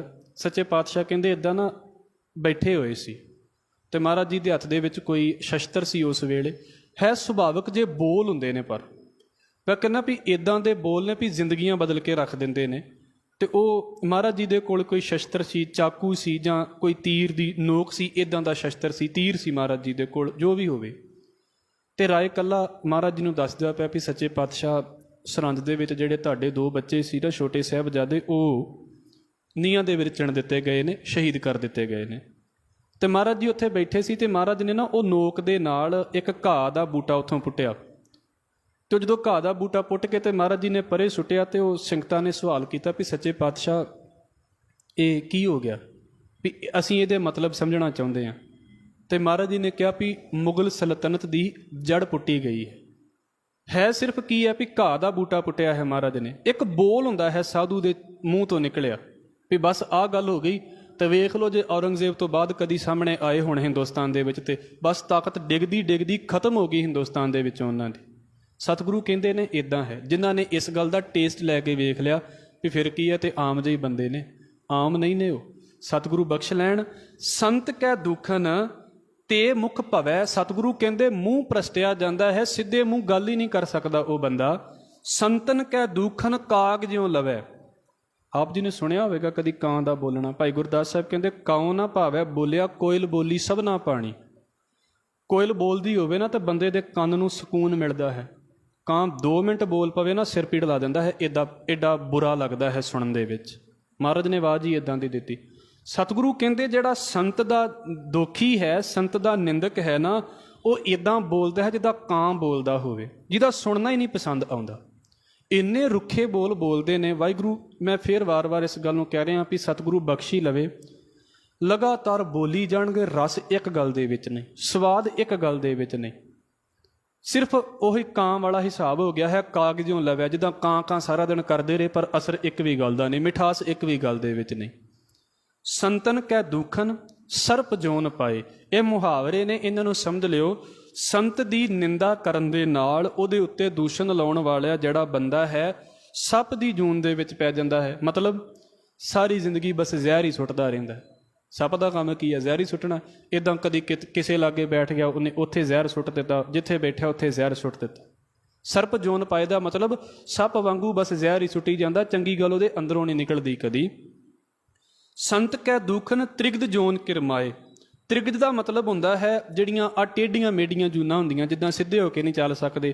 ਅਸੀਂ ਤਾਂ ਚੱਲ ਸਕਦੇ ਹਾਂ ਨਾ, ਉਹ ਜਿਹੜੇ ਜਾਨਵਰ ਜਾਂ ਕੀੜੇ ਮਕੌੜੇ ਸਿੱਧੇ ਹੋ ਕੇ ਨਹੀਂ ਚੱਲ ਸਕਦੇ। ਮਰਦ ਕਹਿੰਦੇ ਉਹਨਾਂ ਵਰਗੀਆਂ ਹਰਕਤਾਂ ਕਰਦਾ ਹੈ, ਬਸ ਗੰਦਗੀ ਦੇ ਵਿੱਚ ਪਿਆ ਰਹਿਣ ਵਾਲਾ, ਐਵੇਂ ਹੀ ਕਦੀ ਕਿਤੇ ਭਟਕਣ ਵਾਲਾ, ਬਸ ਕੀੜਿਆਂ ਦੇ ਵਰਗੀ ਜ਼ਿੰਦਗੀ ਜੀ ਕੇ ਚਲਾ ਜਾਂਦਾ ਹੈ। ਸੰਤਨ ਕੈ ਦੂਖਨ ਤ੍ਰਿਸ਼ਨਾ ਮਹਿ ਜਲੈ, ਤ੍ਰਿਸ਼ਨਾ ਦੀ ਅੱਗ ਦੇ ਵਿੱਚ ਖੁਦ ਹੀ ਸੜਦਾ ਰਹਿੰਦਾ ਹੈ ਸੰਤ ਦੀ ਨਿੰਦਾ ਕਰਨ ਵਾਲਾ। ਸੰਤ ਕੈ ਦੂਖਨ ਸਭ ਕੋ ਛਲੈ, ਸਤਿਗੁਰੂ ਕਹਿੰਦੇ ਉਹ ਤਾਂ ਫਿਰ ਇੱਦਾਂ ਦਾ ਹੈ ਵੀ ਉਹਦੇ ਉੱਤੇ ਕਦੀ ਯਕੀਨ ਕੀਤਾ ਹੀ ਨਹੀਂ ਜਾ ਸਕਦਾ। ਉਹ ਕਿਸੇ ਨੂੰ ਵੀ ਧੋਖਾ ਦੇ ਸਕਦਾ ਹੈ, ਕਿਸੇ ਨੂੰ ਵੀ ਧੋਖਾ ਦੇ ਸਕਦਾ ਹੈ। ਸਭ ਕੋ ਛਲੈ, ਪਰਿਵਾਰ ਨੂੰ ਧੋਖਾ ਦੇ ਸਕਦਾ ਹੈ, ਸਮਾਜ ਨੂੰ ਧੋਖਾ ਦੇ ਸਕਦਾ ਹੈ। ਹਜ਼ੂਰ ਦੇ ਬਚਨ ਵੇਖੋ, ਸੰਤ ਕੈ ਦੂਖਨ ਤੇਜ ਸਭ ਜਾਏ। ਆ ਸ਼ਬਦ ਜਿਨ੍ਹਾਂ ਨੇ ਥੋੜ੍ਹੀ ਬਹੁਤੀ ਇਸ ਪਾਸੇ ਨੂੰ ਕਦੀ ਸਮਝਿਆ ਹੋਵੇਗਾ, ਤੇਜ਼ ਹੁੰਦਾ ਹੈ ਸਾਡੇ ਅੰਦਰ ਦੀ ਤਾਕਤ। ਜਿੱਦਾਂ ਅਸੀਂ ਕਿਸੇ ਨੂੰ ਬੋਲ ਬੋਲੀਏ ਤੇ ਅਗਲੇ ਦੇ ਉੱਤੇ ਬੋਲ ਅਸਰ ਕਰ ਜਾਵੇ। ਮਰਦ ਕਹਿੰਦੇ ਜਿਹੜੇ ਬੰਦੇ ਨੂੰ ਸੰਤ ਦੀ ਨਿੰਦਾ ਕਰਨ ਦਾ ਚਸਕਾ ਪੈ ਗਿਆ ਹੈ ਨਾ, ਉਹਨੂੰ ਮਾੜਾ ਬੋਲਣ ਦਾ, ਉਹਦਾ ਜਿੰਨਾ ਵੀ ਉਹਨੇ ਕੁਝ ਭਗਤੀ ਦਾ ਇਕੱਠਾ ਕੀਤਾ ਹੁੰਦਾ ਹੈ ਅੰਦਰ, ਰੱਬ ਦੇ ਨਾਮ ਦੀ ਕੋਈ ਗੱਲ ਇਕੱਠੀ ਕੀਤੀ ਹੁੰਦੀ ਹੈ, ਬਸ ਉਹ ਇੱਕ ਵਾਰ ਬੋਲੇ, ਇਹ ਸਾਰੀਆਂ ਗੱਲਾਂ ਜਾਂਦੀਆਂ ਰਹਿੰਦੀਆਂ ਨੇ। ਅਤੇ ਮੈਂ ਫਿਰ ਕਹਿ ਦੇਵਾਂ, ਮੈਂ ਇਹਨੂੰ ਤਜਰਬਾ ਤਾਂ ਨਹੀਂ ਕਹਿੰਦਾ, ਪਰ ਮੈਂ ਸੁਣਦਿਆਂ ਵੇਖਿਆ ਹੈ ਉਹਨਾਂ ਬੰਦਿਆਂ ਨੂੰ। ਕਦੀ ਉਹ ਵੀ ਟਾਈਮ ਸੀ ਜਿਨ੍ਹਾਂ ਦੇ ਕੋਲ ਲੋਕੀ ਗੱਲਾਂ ਸੁਣਦੇ ਸੀ ਵੀ ਵਾਕਿਆ ਇਹਦੀਆਂ ਗੱਲਾਂ ਹੈ ਨੇ, ਬਸ ਇੱਕ ਵਾਰ ਉਹਨਾਂ ਨੇ ਬੋਲ ਦਿੱਤਾ, ਲੋਕੀ ਮੂੰਹ ਵੀ ਨਹੀਂ ਕਰਦੇ ਉਹਨਾਂ ਵੱਲ ਵੀ ਇਹ ਕੀ ਬੋਲਦੇ ਪਏ ਨੇ। ਬੋਲੀ ਭਾਵੇਂ ਸਾਰਾ ਦਿਨ ਹੀ ਜਾਣ, ਖਤਮ ਹੋ ਗਿਆ ਅੰਦਰੋਂ ਸਾਰਾ ਕੁਝ, ਆਤਮਿਕ ਜੀਵਨ ਵੀ ਤਬਾਹ ਕਰ ਲਿਆ। ਤੇਜ ਸਭ ਜਾਏ ਸੰਤ ਕੈ ਦੂਖਨ ਨੀਚ ਨੀਚਾਏ, ਮਹਾਰਾਜ ਕਹਿੰਦੇ ਨੀਚਾਂ ਤੋਂ ਨੀਚ ਬਣ ਜਾਂਦਾ ਹੈ ਜਿਹੜਾ ਬੰਦਾ ਸੰਤ ਦਾ ਦੋਖੀ ਹੈ, ਉਹਦੀ ਨਿੰਦਿਆ ਕਰਨ ਵਾਲਾ ਹੈ। ਸੰਤ ਦੋਖੀ ਕਾ ਥਾਉ ਕੋ ਨਾਹੀਂ, ਹਜ਼ੂਰ ਕਹਿੰਦੇ ਨੇ ਜਿਹੜਾ ਸੰਤ ਦਾ ਦੋਖੀ ਹੈ ਨਾ, ਉਹਨੂੰ ਕਿਤੇ ਵੀ ਥਾਂ ਟਿਕਾਣਾ ਨਹੀਂ ਮਿਲਦਾ ਹੈ। ਨਾਨਕ ਸੰਤ ਭਾਵੈ ਤਾਂ ਓਏ ਭੀ ਗਤ ਪਾਹੇ, ਜੇ ਸੰਤ ਨੂੰ ਚੰਗਾ ਲੱਗ ਜਾਵੇ ਤੇ ਇਹੋ ਜਿਹੇ ਬੰਦੇ ਨੂੰ ਫਿਰ ਰੱਖ ਲੈਂਦਾ ਵੀ ਚੱਲ ਕੋਈ ਨਹੀਂ। ਸੰਤ ਨਹੀਂ ਇੱਦਾਂ ਦਾ ਜਿੱਦਾਂ ਦਾ ਨਿੰਦਕ ਹੈ ਵੀ ਉਹਨੇ ਨਿੰਦਾ ਕੀਤੀ ਤੇ ਮੈਂ ਅੱਗੋਂ ਤੈਨੂੰ ਚਾਰ ਸੁਣਾਉਣੀਆਂ ਨੇ, ਨਹੀਂ। ਉਹ ਕਹਿੰਦਾ ਕੋਈ ਨਹੀਂ, ਤੂੰ ਸੰਤ ਚਾਹਵੇ ਤੇ ਮਹਾਰਾਜ ਕਹਿੰਦੇ ਉਹਨੂੰ ਵੀ ਆਪਣੇ ਨਾਲ ਫੇਰ ਮਿਲਾ ਸਕਦਾ ਹੈ। ਫਿਰ ਅਗਲੇ ਬਚਨ, ਸੰਤ ਕਾ ਨਿੰਦਕ ਮਹਾ ਅਤ ਤਾਈ, ਵੈਸੇ ਘੱਟ ਨਹੀਂ ਕਰਦੇ, ਜਦੋਂ ਤੱਕ ਮੌਕਾ ਹੋਵੇ ਨਾ ਉਦੋਂ ਤੱਕ ਛੱਡਦੇ ਹੀ ਨਹੀਂ ਨੇ ਗੱਲਾਂ ਕਰਨ ਨੂੰ। ਸਤਿਗੁਰੂ ਕਹਿ ਰਹੇ ਨੇ ਸੰਤ ਦਾ ਜਿਹੜਾ ਨਿੰਦਕ ਹੈ ਮਹਾ ਅਤ ਤਾਈ, ਹਰ ਵੇਲੇ ਅੱਤ ਚੁੱਕੀ ਰੱਖਦਾ ਹੈ। ਕਿਤੇ ਤੁਸੀਂ ਵੇਖੋਗੇ ਨਾ ਗੁਰਦੁਆਰਿਆਂ ਵਿਰੁੱਧ ਬੋਲਣ ਵਾਲੇ ਤੇ ਗੁਰੂ ਨਾਨਕ ਸਾਹਿਬ ਮਹਾਰਾਜ ਦੇ ਵਿਰੁੱਧ ਗੱਲਾਂ ਕਰਨ ਵਾਲੇ ਬੜੇ ਲੋਕ ਨੇ ਇੱਦਾਂ ਦੇ, ਅੱਤ ਚੁੱਕੀ ਰੱਖਦੇ ਨੇ, ਮਤਲਬ ਮੌਕਾ ਨਹੀਂ ਛੱਡਦੇ ਕਿਸੇ ਨਾ ਕਿਸੇ ਪਾਸੇ ਤੋਂ। ਪਰ ਗੁਰੂ ਸਾਹਿਬ ਕੀ ਕਹਿੰਦੇ ਨੇ, ਸੰਤ ਕਾ ਨਿੰਦਕ ਖਿਨ ਟਿਕਨ ਨਾ ਪਾਈ, ਇੱਕ ਪਲ ਵੀ ਉਹਨੂੰ ਚੈਨ ਨਹੀਂ ਆਉਂਦਾ, ਇੱਕ ਪਲ ਵੀ ਟਿਕਦਾ ਹੀ ਨਹੀਂ, ਨਿੰਦਾ ਤੋਂ ਵਿਹਲਾ ਹੋਵੇ ਤੇ ਟਿਕਾ ਆਵੇ। ਹਜ਼ੂਰ ਕਹਿੰਦੇ ਸੰਤ ਕਾ ਨਿੰਦਕ ਮਹਾ ਹਤਿਆਰਾ, ਮਹਾ ਹਤਿਆਰਾ ਤੇ ਹੁੰਦਾ ਨਾ ਵੀ ਜਿਹਨੇ ਇੱਕ ਤੋਂ ਵੱਧ ਹੱਤਿਆਵਾਂ ਕੀਤੀਆਂ ਨੇ। ਸਭ ਤੋਂ ਪਹਿਲੀ ਗੱਲ ਤੇ ਉਹਨੇ ਆਪਣੇ ਆਤਮੇ ਦਾ ਕਤਲ ਖੁਦ ਕੀਤਾ ਹੈ, ਇਸ ਕਰਕੇ ਮਹਾ ਹਤਿਆਰਾ ਹੈ, ਆਪਣੇ ਆਪ ਦਾ ਖੁਦ ਅਪਰਾਧੀ ਹੈ, ਜਿਹਨੇ ਆਪਣੇ ਆਤਮਿਕ ਜੀਵਨ ਨੂੰ ਖਤਮ ਕੀਤਾ ਹੈ। ਸੰਤ ਕਾ ਨਿੰਦਕ ਮਹਾ ਹਤਿਆਰਾ, ਸੰਤ ਕਾ ਨਿੰਦਕ ਪਰਮੇਸ਼ਰ ਮਾਰਾ। ਇਹਨੂੰ ਸਮਝ ਲੈਣਾ, ਪਰਮੇਸ਼ਰ ਦੇ ਰਾਰੇ ਨੂੰ ਸਿਹਾਰੀ ਹੈ, ਪਰਮੇਸ਼ਰ ਨੇ ਮਾਰਿਆ, ਰੱਬ ਵੱਲੋਂ ਮਾਰਿਆ ਹੋਇਆ। ਇੱਕ ਤੇ ਹੁੰਦਾ ਨਾ ਵੀ ਅਸੀਂ ਕਹਿ ਦਿੱਤਾ ਵੀ ਸਾਡਾ ਕੋਈ ਸੰਬੰਧ ਨਹੀਂ, ਇੱਕ ਮਰਦ ਕਹਿੰਦੇ ਇੱਦਾਂ ਦੇ ਜਿਹਨਾਂ ਨੂੰ ਰੱਬ ਹੀ ਮਾਰ ਦਿੰਦਾ ਵੀ ਜਾਓ। ਤਾਂ ਅਸੀਂ ਇੱਕ ਗੱਲ ਕਹਿੰਦੇ ਹੁੰਦੇ ਨਾ ਵੀ ਚਲੋ ਮਹਾਰਾਜ ਤੰਦਰੁਸਤੀ ਦੇਵੇ। ਮੈਂ ਫਿਰ ਇਸ ਗੱਲ ਨੂੰ ਮਾਫੀ ਚਾਹੁੰਦਾ ਹਾਂ, ਮੈਂ ਵਾਰ-ਵਾਰ ਕਹਿ ਰਿਹਾ ਹਾਂ ਕਿਉਂਕਿ ਉਹ ਬੋਲ ਬੜੇ ਭਾਰੇ ਜਿਹੇ ਨੇ।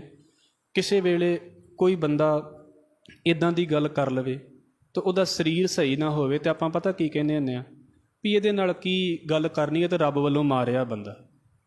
ਕਿਸੇ ਵੇਲੇ ਕੋਈ ਸਰੀਰ ਦਾ ਹਿੱਸਾ ਨਾ ਕੰਮ ਕਰਦਾ ਹੋਵੇ, ਚੰਗਾ ਨਾ ਤੁਰ ਫਿਰ ਸਕਦਾ ਹੋਵੇ, ਤੇ ਫਿਰ ਵੀ ਬੋਲੀ ਜਾਵੇ, ਫਿਰ ਵੀ ਨਾ ਹਟੇ, ਤਾਂ ਆਪਾਂ ਪਤਾ ਕੀ ਕਹਿੰਦੇ ਆ ਵੀ ਇਹ ਤੇ ਰੱਬ ਵੱਲੋਂ ਪਹਿਲਾਂ ਹੀ ਮਾਰਿਆ ਹੈ। ਮਹਾਰਾਜ ਕਹਿੰਦੇ ਵੀ ਜਿਹੜਾ ਸੰਤ ਦਾ ਨਿੰਦਕ ਹੈ ਨਾ, ਸਮਝ ਲਓ ਰੱਬ ਵੱਲੋਂ ਮਾਰਿਆ ਹੋਇਆ ਹੈ, ਉਹਦੇ 'ਤੇ ਅਫਸੋਸ ਹੀ ਕਰਨਾ ਚਾਹੀਦਾ ਹੈ, ਹੋਰ ਕੀ ਕਰ ਲੈਣਾ। ਸੰਤ ਕਾ ਨਿੰਦਕ, ਸਤਿਗੁਰੂ ਕਹਿੰਦੇ ਨੇ, ਸੰਤ ਕਾ ਨਿੰਦਕ ਰਾਜ ਤੇ ਹੀਣ, ਦੁਨਿਆਵੀ ਸੁੱਖ ਤੋਂ ਵੀ ਹੀਣਾ ਹੈ। ਉਹਦੇ ਕੋਲ ਸੁੱਖ ਹੋਵੇ ਤਾਂ ਵੀ ਨਹੀਂ ਟਿਕਾ ਆਉਂਦਾ ਉਹਨੂੰ।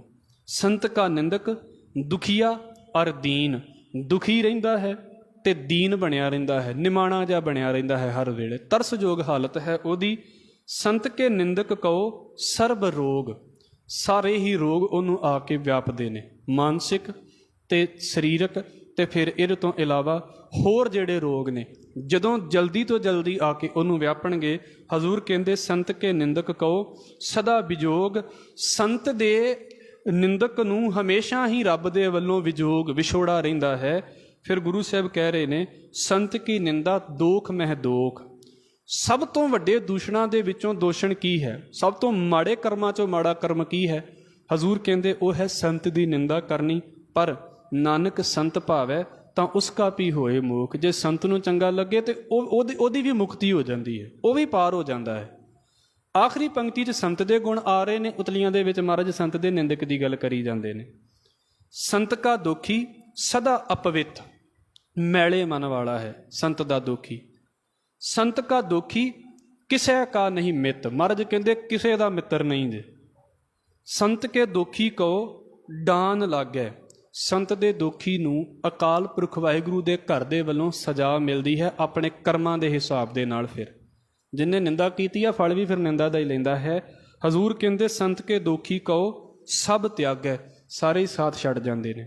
ਪਰ ਇੱਕ ਟਾਈਮ ਇੱਦਾਂ ਦਾ ਨਾ ਨਿੰਦਕ ਇਕੱਲਾ ਹੀ ਰਹਿ ਜਾਂਦਾ, ਬਸ ਬਾਕੀ ਪਰੇ ਹੋ ਜਾਂਦੇ ਨੇ ਸਾਰੇ। ਇਹ ਬੜੀ ਡਿਟੇਲ ਦੇ ਵਿੱਚ ਵਿਆਖਿਆ ਇਹਦੀ ਗੌੜੀ ਕੀ ਵਾਰ ਦੇ ਵਿੱਚ ਗੁਰੂ ਰਾਮਦਾਸ ਸਾਹਿਬ ਨੇ ਕੀਤੀ ਹੈ। ਹਜ਼ੂਰ ਕਹਿ ਰਹੇ ਨੇ ਸੰਤ ਕਾ ਦੋਖੀ ਮਹਾ ਅਹੰਕਾਰੀ, ਬੜਾ ਹੰਕਾਰੀ ਹੁੰਦਾ ਹੈ, ਤਾਂ ਹੀ ਤੇ ਇੰਨੀ ਹਿੰਮਤ ਚਾਹੀਦੀ ਹੈ ਨਾ ਬੋਲਣ ਲੱਗਿਆ। ਬੜਾ ਹੰਕਾਰੀ ਹੁੰਦਾ ਵੀ ਮੈਨੂੰ ਕੀ ਲੋੜ ਹੈ ਕਿਸੇ ਦੀ ਗੱਲ ਸੁਣਨ ਦੀ, ਉਹ ਪਰ ਓਏ ਓਏ ਕਹਿ ਕੇ ਬੋਲਦੇ ਨੇ। ਸੰਤ ਕਾ ਨਿੰਦਕ ਮਹਾ ਅਹੰਕਾਰੀ, ਸੰਤ ਕਾ ਦੋਖੀ ਸਦਾ ਵਿਕਾਰੀ, ਸਦਾ ਹੀ ਵਿਕਾਰਾਂ ਦੇ ਵਿੱਚ ਡਿੱਗਾ ਰਹਿੰਦਾ ਹੈ। ਸੰਤ ਕਾ ਦੋਖੀ ਜਨਮੈ ਮਰੈ, ਮਰਦ ਕਹਿੰਦੇ ਜੰਮਦਾ ਮਰਦਾ ਰਹਿੰਦਾ ਹੈ, ਭਾਵ ਕਿ ਭਟਕਦਾ ਹੀ ਫਿਰਦਾ ਰਹਿੰਦਾ ਹੈ। ਸੰਤ ਕੀ ਦੂਖਨਾ ਸੁੱਖ ਤੇ ਟਰੈ, ਸੰਤ ਦੀ ਨਿੰਦਾ ਕਰਨ ਦੇ ਨਾਲ ਬੰਦਾ ਸੁੱਖ ਤੋਂ ਟਲ ਜਾਂਦਾ ਹੈ, ਭਾਵ ਕਿ ਸੁੱਖ ਪਰੇ ਹੋ ਜਾਂਦੇ ਨੇ ਜ਼ਿੰਦਗੀ ਦੇ ਵਿੱਚ। ਸੰਤ ਕੇ ਦੋਖੀ ਕਹੋ ਨਾ ਹੀ ਠਾਉ, ਸੰਤ ਦੇ ਦੋਖੀ ਨੂੰ ਕਿਤੇ ਢੋਈ ਨਹੀਂ ਮਿਲਦੀ। ਨਾਨਕ ਸੰਤ ਭਾਵੈ ਤਾਂ ਲਏ ਮਿਲਾਏ, ਹਜ਼ੂਰ ਕਹਿੰਦੇ ਸੰਤ ਨੂੰ ਚੰਗਾ ਲੱਗੇ ਤੇ ਉਹਨੂੰ ਵੀ ਆਪਣੇ ਨਾਲ ਮਿਲਾ ਲੈਂਦਾ ਹੈ। ਸੰਤ ਕਾ ਦੋਖੀ ਅੱਧ ਬੀਚ ਤੇ ਟੁੱਟੈ, ਅੱਧ ਵਿੱਚੋਂ ਟੁੱਟ ਗਿਆ। ਇਹਦਾ ਮਤਲਬ ਕੀ ਹੈ ਵੀ ਕੋਈ ਵੀ ਕੰਮ ਕਰਨ ਲੱਗਦਾ ਹੈ ਤੇ ਅੱਧ ਦੇ ਵਿੱਚ ਹੀ ਰਹਿ ਜਾਂਦਾ ਹੈ, ਸਫਲ ਨਹੀਂ ਹੋ ਪਾਉਂਦਾ ਕਿਸੇ ਵੀ ਕਾਰਜ ਦੇ ਵਿੱਚ। ਸੰਤ ਕਾ ਦੋਖੀ ਕਿਤੇ ਕਾਜ ਨਾ ਪਹੁੰਚੇ, ਜ਼ਿੰਦਗੀ ਦਾ ਕੋਈ ਵੀ ਕਾਰਜ ਉਹਨੂੰ ਸਫਲਤਾ ਦੇ ਨਾਲ ਨਹੀਂ ਨਿਭਾ ਸਕਦਾ। ਸੰਤ ਕੇ ਦੋਖੀ ਕਹੋ ਉਦਿਆਨ ਭਰਮਾਈਐ, ਉਹ ਤੇ ਸਮਝ ਲਓ ਵੀ ਇਸ ਦੁਨੀਆ ਦੇ ਵਿੱਚ ਆਇਆ ਕਾਹਦਾ, ਜੰਗਲ 'ਚ ਹੀ ਭਟਕਦਾ ਪਿਆ ਹੈ। ਭਾਵੇਂ ਉਹਦਾ ਜੰਗਲ ਥੋੜ੍ਹਾ ਜਿਹਾ ਘਾਹ ਵਾਲਾ ਜਾਂ ਦਰਖਤਾਂ ਵਾਲਾ ਨਹੀਂ ਹੈ, ਪਰ ਭਟਕਦਾ ਜੰਗਲ ਦੇ ਵਿੱਚ ਹੀ ਪਿਆ ਹੈ ਜਿਹੜਾ ਸੰਤ ਦਾ ਦੋਖੀ ਹੈ। ਸੰਤ ਕਾ ਦੋਖੀ ਉੱਜੜ ਪਾਈ ਹੈ, ਉੱਜੜ ਮਤਲਬ ਹੁੰਦਾ ਹੈ ਇੱਕ ਇਤਿਹਾਸ ਜਿਹੜਾ ਵੇਖੋ ਸਾਡੇ ਸ਼ਹਿਰ ਨੇ ਬੜੇ ਵੱਸਦੇ ਪਏ ਨੇ, ਉੱਜੜ ਹੋ ਗਿਆ ਜਿਹੜਾ ਬਿਲਕੁਲ ਕੁਰਾਹਾ ਹੋ ਗਿਆ, ਜਿੱਥੇ ਕੋਈ ਨਹੀਂ, ਕੋਈ ਆਉਂਦਾ ਜਾਂਦਾ ਨਹੀਂ, ਰਸਤੇ ਦੇ ਵਿੱਚ ਭਟਕਣਾ ਹੀ ਭਟਕਣਾ ਹੈ। ਮਹਾਰਾਜ ਕਹਿੰਦੇ ਬਸ ਇੱਦਾਂ ਭਟਕਦਾ ਪਿਆ ਹੈ। ਸੰਤ ਕਾ ਦੋਖੀ ਅੰਤਰ ਤੇ ਥੋਥਾ, ਥੋਥਾ ਹੁੰਦਾ ਖਾਲੀ, ਜਿੱਦਾਂ ਗੁਬਾਰੇ ਦੇ ਵਿੱਚ ਹਵਾ ਭਰੀ ਹੋਵੇ ਤੇ ਜਿੰਨਾ ਮਰਜ਼ੀ ਫਿਲਾ ਲਓ ਵਿੱਚ ਤੇ ਹਵਾ ਹੀ ਹੈ ਨਾ, ਇੱਦਾਂ ਮਰਜ਼ ਕਹਿੰਦੇ ਨੇ ਇਹੋ ਜਿਹੇ ਬੰਦੇ ਚੱਲਣ ਫਿਰਨ ਨੂੰ ਬੜੇ ਵਧੀਆ ਲੱਗਦੇ ਨੇ, ਅੰਦਰੋਂ ਬਿਲਕੁਲ ਖਾਲੀ। ਜਦੋਂ ਵੀ ਗੱਲ ਮੂੰਹ ਦੇ ਵਿੱਚੋਂ ਨਿਕਲੇਗੀ ਨਿੰਦਾ ਦੀ ਬਦਬੂ ਨਿਕਲੇਗੀ, ਗੱਲ ਨਿਕਲੇਗੀ ਤੇ ਬੜੇ ਭੈੜੇ ਬੋਲ ਨਿਕਲਣਗੇ ਜਿਨ੍ਹਾਂ ਬੋਲਾਂ ਨੂੰ ਸੁਣਨ ਨੂੰ ਵੀ ਦਿਲ ਨਹੀਂ ਕਰਦਾ। ਹਜ਼ੂਰ ਕਹਿੰਦੇ ਅੰਤਰ ਤੇ ਥੋਥਾ ਜਿਉ ਸਾਸ ਬਿਨਾ ਮਿਰਤਕ ਕੀ ਲੋਥਾ, ਜਿੱਦਾਂ ਕਿਤੇ ਮਿਰਤਕ ਸਰੀਰ ਪਿਆ ਹੋਵੇ ਤੇ ਹੁਣ ਉਹਦੇ ਕੋਲ ਸਾਹ ਤੇ ਨਹੀਂ ਨਾ ਆ ਰਿਹਾ, ਹੁਣ ਸਰੀਰ ਕਿੱਡੇ ਕਮਾਲ ਦਾ ਹੋਵੇ ਪਰ ਸਾਹ ਨਹੀਂ ਆ ਰਿਹਾ ਤੇ ਸਰੀਰ ਬੇਕਾਰ ਹੈ, ਕੀ ਵਰਤ ਸਕਦਾ ਹੈ ਉਹਨੂੰ। ਮਹਾਰਾਜ ਕਹਿੰਦੇ ਇੱਦਾਂ ਜਿਹੜਾ ਸੰਤ ਦਾ ਨਿੰਦਕ ਹੈ ਨਾ, ਵੇਖਣ ਨੂੰ ਜਿੱਡਾ ਮਰਜ਼ੀ ਸੋਹਣਾ ਹੋਵੇ ਪਰ ਅੰਦਰੋਂ ਬੇਕਾਰ ਹੈ, ਖਾਲੀ ਹੈ। ਫਿਰ ਅਗਲੇ ਬਚਨ ਸੰਤ ਕੇ ਦੋਖੀ ਕੀ ਜੜ ਕਿਛ ਨਾਹੀਂ, ਆਪ ਜੀ ਨੇ ਸ਼ਾਇਦ ਇਸ ਗੱਲ ਨੂੰ ਵੇਖਿਆ ਹੋਵੇ। ਦੋ ਤਰੀਕਿਆਂ ਦੇ ਪੌਦੇ ਹੁੰਦੇ ਨੇ, ਇੱਕ ਤੇ ਜਿਨ੍ਹਾਂ ਦੀ ਜੜ ਜ਼ਮੀਨ ਦੇ ਵਿੱਚ ਲੱਗ ਜਾਂਦੀ ਹੈ, ਕਿਤੇ ਪਾਣੀ ਪਿਆ ਰਵੇ ਨਾ ਥੋੜ੍ਹੇ ਦਿਨਾਂ ਦੇ ਵਿੱਚ ਤੇ ਪਾਣੀ ਦੇ ਉੱਤੇ ਕੁਝ ਪੌਦੇ ਉੱਗ ਜਾਂਦੇ ਨੇ, ਖਾਸ ਕਰਕੇ ਛੱਪੜ ਦੇ ਵਿੱਚ ਆਪ ਜੀ ਵੇਖੋਗੇ ਉਹ ਪਾਣੀ ਦੇ ਵਿੱਚ ਉਹਨਾਂ ਦੀ ਜੜ ਹੋ ਜਾਂਦੀ ਹੈ।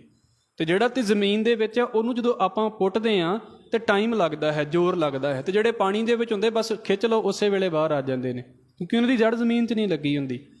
ਸੰਤ ਕੇ ਦੋਖੀ ਕੀ ਜੜ ਕਿਛ ਨਾ ਹੈ, ਇਹਦਾ ਮਤਲਬ ਹੈ ਵੀ ਉਹ ਤੇ ਐਵੇਂ ਹਵਾ ਦੇ ਵਿੱਚ ਹੀ ਉੱਡਦਾ ਫਿਰਦਾ ਹੈ, ਬਸ ਉਹਦੀ ਕੋਈ ਡੂੰਘਾਈ ਨਹੀਂ ਹੈ, ਕੋਈ ਰੂਟ ਨਹੀਂ ਹੈ ਉਹਦਾ ਜ਼ਿੰਦਗੀ ਦੇ ਵਿੱਚ।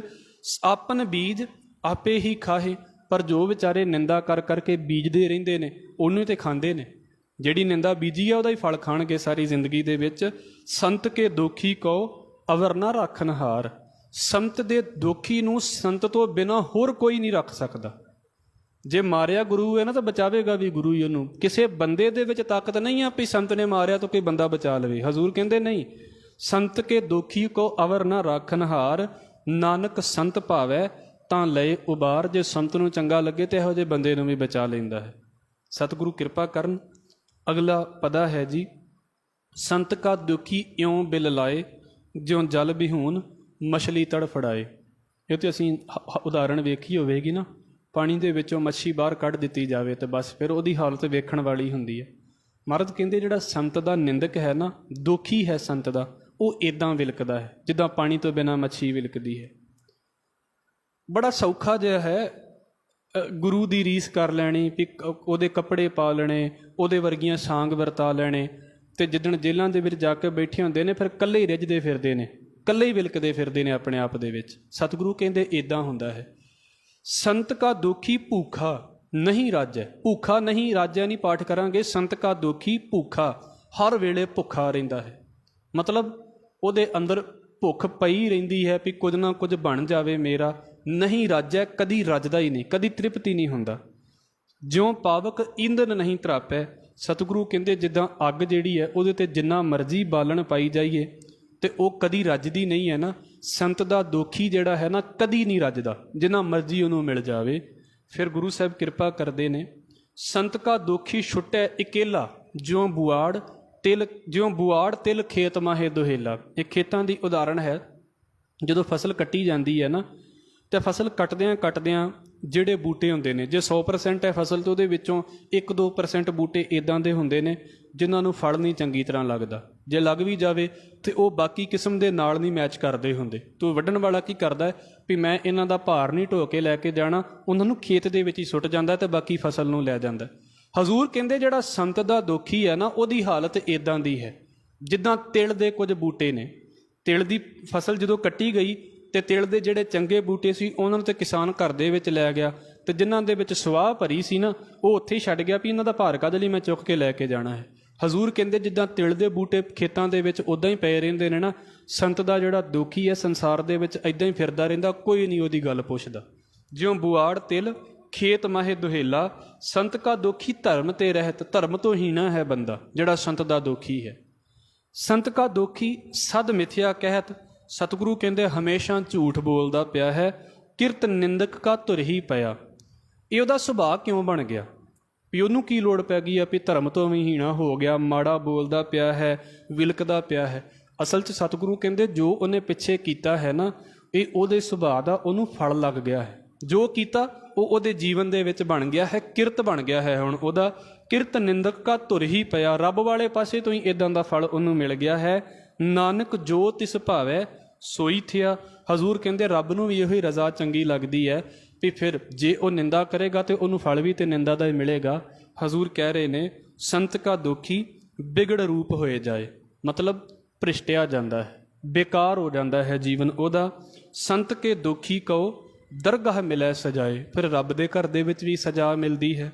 ਸੰਤ ਕਾ ਦੋਖੀ ਸਦਾ ਸਹਿਕਾਈ ਹੈ, ਇੱਕ ਲਫ਼ਜ਼ ਹੈ ਸਹਿਕਣਾ, ਸ਼ਾਇਦ ਸਿਸਕੀਆਂ ਭਰਨੀਆਂ। ਤੁਸੀਂ ਕਦੇ ਬੱਚਾ ਰੋ ਰਿਹਾ ਹੋਵੇ ਤਾਂ ਵੇਖੋ ਕਦੀ ਕਦੀ ਬੜੇ ਹੌਕੇ ਲੈ ਕੇ ਰੋਂਦਾ ਹੈ। ਮਹਾਰਾਜ ਕਹਿੰਦੇ ਜਿਹੜਾ ਸੰਤ ਦਾ ਦੋਖੀ ਹੈ ਨਾ, ਇੱਦਾਂ ਹੌਕੇ ਲੈ ਲੈ ਕੇ ਜ਼ਿੰਦਗੀ ਕੱਢਦਾ ਹੈ। ਬਸ ਇਹ ਅਰਥਾਂ ਨੂੰ ਉਹਦੇ ਭਾਵਾਂ ਦੇ ਵਿੱਚ ਅਸੀਂ ਸਮਝਣਾ ਹੁੰਦਾ ਹੈ ਵੀ ਬਸ ਕੁਝ ਨਹੀਂ ਜ਼ਿੰਦਗੀ ਦੇ ਵਿੱਚ, ਰੋਈ ਜਾਂਦਾ ਹੈ ਜ਼ਿੰਦਗੀ ਦੇ ਵਿੱਚ। ਸੰਤ ਕਾ ਦੋਖੀ ਨਾ ਮਰੈ ਨਾ ਜੀਵਾਈਐ, ਮਹਾਰਾਜ ਕਹਿੰਦੇ ਨੇ ਨਾ ਤੇ ਮਰਦਾ ਹੈ ਤੇ ਨਾ ਜਿਉਂਦਾ ਹੈ, ਨਾ ਤੇ ਉਹਨੂੰ ਜੀਂਦਿਆਂ 'ਚ ਗਿਣ ਸਕਦੇ ਹਾਂ ਵੀ ਇਹ ਜੀ ਰਹੇ ਨੇ, ਤੇ ਨਾ ਇਹਨਾਂ ਨੂੰ ਮਰਿਆਂ 'ਚ ਗਿਣ ਸਕਦੇ ਹਾਂ ਵੀ ਮਰੇ ਨੇ। ਆਹ ਦਿਨ ਆ ਰਹੇ ਨੇ ਨਾ, ਮਹਾਰਾਜ ਨੇ ਤੁਹਾਨੂੰ ਵੀ ਗਿਆਨ ਬਖਸ਼ਿਆ ਹੈ, ਕਿਤਾਬਾਂ ਬਖਸ਼ੀਆਂ ਨੇ, ਤੁਸੀਂ ਵੀ ਪੜ੍ਹ ਲਿਓ। ਇਹਨਾਂ ਦਿਨਾਂ ਦੇ ਵਿੱਚ ਅਜੇ ਬਹੁਤੀਆਂ ਪੁਰਾਣੀਆਂ ਗੱਲਾਂ ਨਹੀਂ ਨੇ, ਲਗਭਗ 36 ਕੁ ਸਾਲ ਹੀ ਹੋਏ ਨੇ। ਅੱਜ ਜਿੰਨੇ ਦਰਬਾਰ ਸਾਹਿਬ 'ਤੇ ਹਮਲਾ ਕਰਨ ਗਏ ਸੀ, ਵੇਖ ਲਿਓ ਉਹਨਾਂ ਦੀਆਂ ਬਾਅਦ ਦੀਆਂ ਹਾਲਤਾਂ ਕੀ ਹੋਈਆਂ ਨੇ। ਮੈਂ ਇਹ ਨਹੀਂ ਕਹਿੰਦਾ ਵੀ ਮਹਾਰਾਜ ਨੇ ਬਦਲੇ ਲੈ ਲਏ ਨੇ, ਪਰ ਇਹ ਉਹ ਸੀ ਜਿਹੜੇ ਆਕੜ ਕੇ ਤੁਰੇ ਫਿਰਦੇ ਸੀ ਵੀ ਅਸੀਂ ਰਹਿ ਗਏ ਹਾਂ ਦੁਨੀਆ ਦੇ ਉੱਤੇ। ਅਤੇ ਫਿਰ ਮਹਾਰਾਜ ਨੇ ਖੇਡ ਵਰਤਾ ਦਿੱਤੀ, 6 ਮਹੀਨੇ ਵੀ ਨਹੀਂ ਟੱਪਣ ਦਿੱਤੇ। ਇਹ ਮਾਲਕ ਦੀਆਂ ਖੇਡਾਂ ਹੁੰਦੀਆਂ ਨੇ ਸਾਰੀਆਂ। ਬੰਦੇ ਬੜੇ ਆਕੜ ਕੇ ਚੱਲਦੇ ਨੇ ਅਤੇ ਰੱਬ ਉਹਨਾਂ ਨੂੰ ਆਕੜਿਆਂ ਨਹੀਂ ਸੁੱਟਦਾ ਹੈ ਵੀ ਤੁਸੀਂ ਕੀ ਹੋ ਦੁਨੀਆ ਦੇ ਵਿੱਚ, ਤੁਹਾਡੇ ਤੋਂ ਖੋਏ ਕਈ ਹੋ ਕੇ ਚਲੇ ਗਏ। ਹਜ਼ੂਰ ਕਹਿੰਦੇ ਨਾ ਮਰਿਆਂ ਦੇ ਵਿੱਚ ਅਤੇ ਨਾ ਜਿਉਂਦਿਆਂ ਦੇ ਵਿੱਚ। ਫਿਰ 4-4 ਹਜ਼ਾਰ 5-5 ਹਜ਼ਾਰ ਬੰਦਾ ਜਿਹੜਾ ਹੈ ਉਹ ਧਿਆਨ ਰੱਖਣ ਲਈ ਵੀ ਅੱਜ ਇਹਨੇ ਇੱਧਰ ਨੂੰ ਨਿਕਲਣਾ, ਤੇਰਾ ਧਿਆਨ ਰੱਖੋ ਕੋਈ ਕੁਝ ਕਰ ਨਾ ਜਾਵੇ। ਇਹ ਜੀਂਦਿਆਂ 'ਚ ਥੋੜ੍ਹਾ ਤੁਰੇ ਫਿਰਦੇ ਨੇ ਬੰਦੇ, ਨਾ ਮਰਿਆਂ 'ਚ ਤੇ ਨਾ ਜੀਂਦਿਆਂ 'ਚ। ਮਰੇ ਇਸ ਕਰਕੇ ਨਹੀਂ ਵੀ ਸਾਹ ਆ ਰਿਹਾ, ਜੀਂਦੇ ਇਸ ਕਰਕੇ ਨਹੀਂ ਵੀ ਮਰਜ਼ੀ ਨਹੀਂ ਕਰ ਸਕਦੇ ਕੁਝ ਵੀ।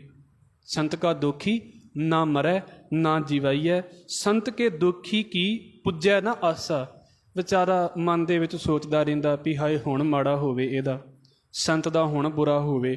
ਹੁਣ ਸੰਤ ਸੋਚਣ ਵਾਲਿਆਂ ਨੇ ਤਾਂ ਇਹ ਸੋਚਿਆ ਵੀ ਗੁਰੂ ਅਰਜਨ ਸਾਹਿਬ ਨੂੰ ਤੱਤੀ ਤਵੀ 'ਤੇ ਬਿਠਾ ਦਿੱਤਾ ਤਾਂ ਗੱਲ ਖਤਮ ਹੋ ਜਾਣੀ। ਅਤੇ ਮਹਾਰਾਜ ਗੁਰੂ ਹਰਗੋਬਿੰਦ ਸਾਹਿਬ ਮਹਾਰਾਜ ਨੇ 4 ਜੰਗਾਂ ਕੀਤੀਆਂ, 4ਵਾਂ 'ਚ ਹੀ ਹਰਾ ਦਿੱਤਾ। ਉਹਨੇ ਤਾਂ ਇਹ ਸੋਚਿਆ ਵੀ ਬਸ ਗਈ ਗੱਲ, ਅਤੇ ਗੁਰੂ ਹਰਗੋਬਿੰਦ ਸਾਹਿਬ ਮਹਾਰਾਜ ਕਹਿੰਦੇ ਏਡੀ ਜਲਦੀ ਨਹੀਂ ਜਾਂਦੀ।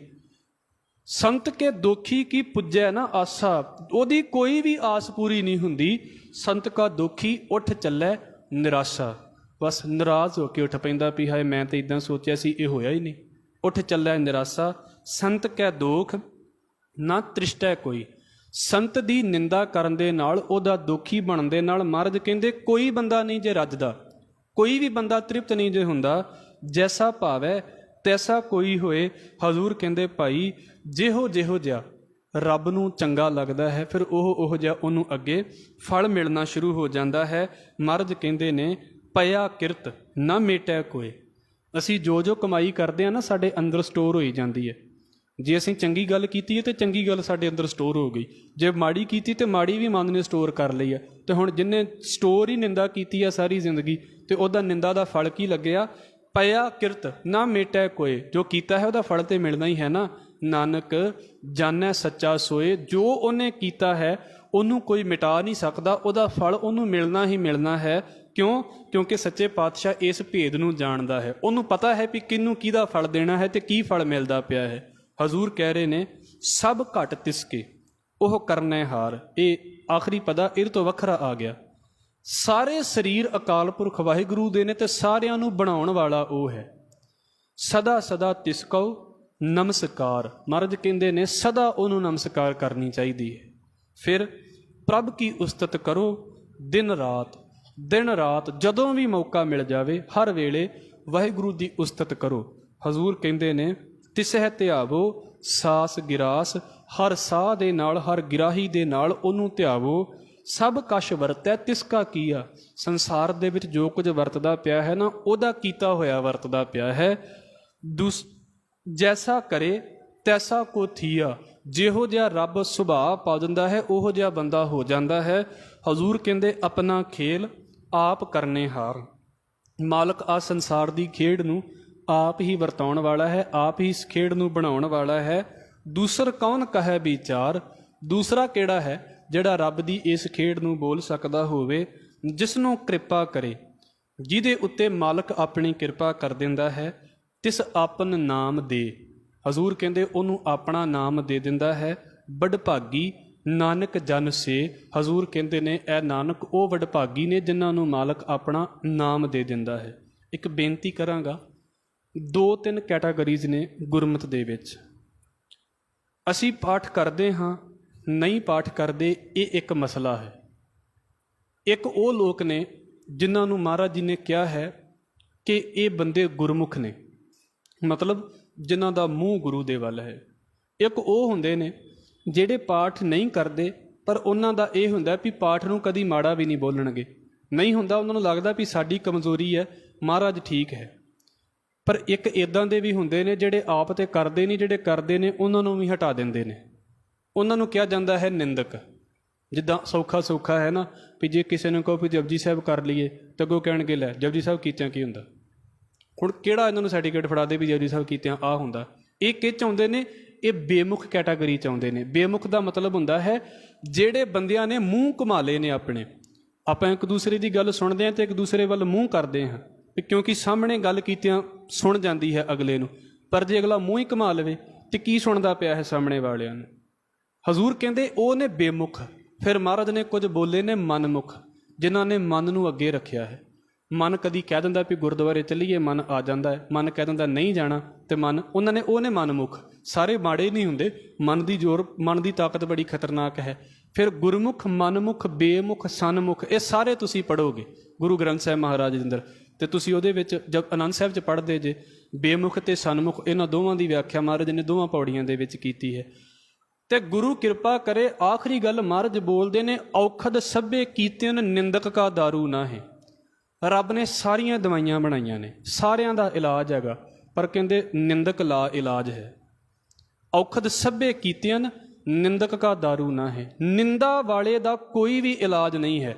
ਜਿਹੜਾ ਇੱਥੋਂ ਗੁਰਦੁਆਰਾ ਕਹਿ ਦਿੰਦਾ ਵੀ ਬੜਾ ਵਧੀਆ, ਬਾਹਰ ਨਿਕਲ ਕੇ ਉਸੇ ਗੁਰਦੁਆਰੇ ਨੂੰ ਮਾੜਾ ਕਹਿ ਦਿੰਦਾ ਹੈ, ਉਹਦਾ ਕੀ ਇਲਾਜ ਹੋਵੇਗਾ ਗੁਰੂ ਘਰ ਦੇ ਵਿੱਚ। ਇਸ ਕਰਕੇ ਸਾਰਿਆਂ ਦੇ ਇਲਾਜ ਹੈਗੇ ਜੇ ਗੁਰੂ ਘਰ ਦੇ ਵਿੱਚ। ਮਹਾਰਾਜ ਤੰਦਰੁਸਤੀਆਂ ਦੇਵੇ ਤੇ ਬਖਸ਼ ਲਵੇ। ਅਸੀਂ ਪਰੇ ਹੋਈਏ, ਨਾ ਬਾਣੀ ਪੜ੍ਹੀਏ ਤੇ ਮਹਾਰਾਜ ਬਖਸ਼ ਲਵੇ, ਪਰ ਕਿਤੇ ਮੂੰਹ ਦੇ ਵਿੱਚੋਂ ਗੁਰੂ ਦੀ ਤੇ ਰੱਬ ਦੇ ਪਿਆਰਿਆਂ ਦੀ ਨਿੰਦਾ ਨਾ ਨਿਕਲ ਜਾਵੇ। ਇਹ ਨਾ ਹੋਵੇ ਵੀ ਲੈਣੇ ਦੇ ਦੇਣੇ ਪੈ ਜਾਣ। ਫਿਰ ਸਾਰੀ ਵਿਆਖਿਆ ਮਹਾਰਾਜ ਨੇ ਉਸ ਪਾਸੇ ਤੋਂ ਬੋਲੀ ਹੈ। ਸਤਿਗੁਰੂ ਕਿਰਪਾ ਕਰਨ। ਜਿੱਥੇ ਸੰਤ ਨਕਲੀ ਹੈ ਉਹਦੇ ਤੋਂ ਡਰਨਾ ਵੀ ਨਹੀਂ, ਪਰ ਜਿੱਥੇ ਅਸਲੀ ਹੈ ਉੱਥੇ ਉਹਦਾ ਮਾਣ ਵੀ, ਉਹਦਾ ਸਤਿਕਾਰ ਵੀ ਕਰਨਾ ਹੈ। ਇਹ ਅਸ਼ਟਪਦੀ ਦੀ ਵਿਆਖਿਆ ਹੈ। ਸਤਿਗੁਰੂ ਕਿਰਪਾ ਕਰਨ। ਆਪ ਜੀ ਦੇ ਚਰਨਾਂ ਦੇ ਵਿੱਚ ਬੇਨਤੀ ਕਰਦਿਆਂ, ਮੇਰੇ ਪਾਸੋਂ ਬੋਲਦਿਆਂ ਹੋਈਆਂ ਭੁੱਲਾਂ ਦੀ ਖਿਮਾ, ਫਤਿਹ ਨਾਲ ਸਾਂਝ ਪਾਓ ਜੀ। ਵਾਹਿਗੁਰੂ ਜੀ ਕਾ ਖਾਲਸਾ, ਵਾਹਿਗੁਰੂ ਜੀ ਕੀ ਫਤਿਹ।